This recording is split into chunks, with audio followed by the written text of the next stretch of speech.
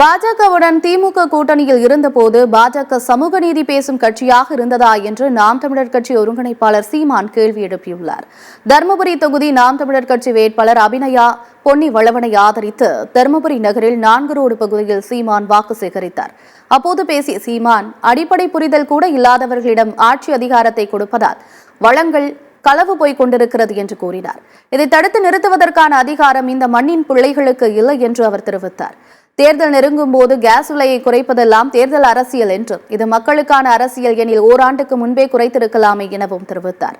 சீட்டுக்கும் நோட்டுக்கும் அலையும் கூட்டத்தை ஒழித்து நாட்டுக்கு வேலை செய்பவர்களை தேடும் போதுதான் நாடும் மக்களும் நலமாக வாழ முடியும் என்று சீமான் கூறினார்.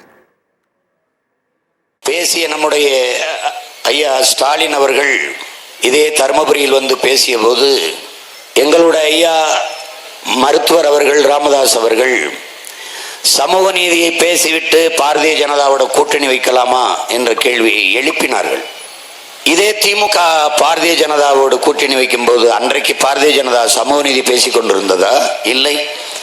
அவர்கள் கோட்பாடு சமூக நீதிக்கு எதிரானது. அப்போது நீங்கள் ஏன் கூட்டணி வைத்தீர்கள்? திடீர் என்று புனிதராகி போவார்கள் இவர்கள். அறிவார்ந்த தமிழ் சமூக மக்கள் சிந்திச்சு பார்க்கணுது. அந்த காலத்திலேருந்தே சட்டநாதன் அறிக்கையெல்லாம் குப்பையில போட்டு விட்டு கிடப்பில போட்டு விட்டது இந்த திமுக அதன் ஆட்சி தான்.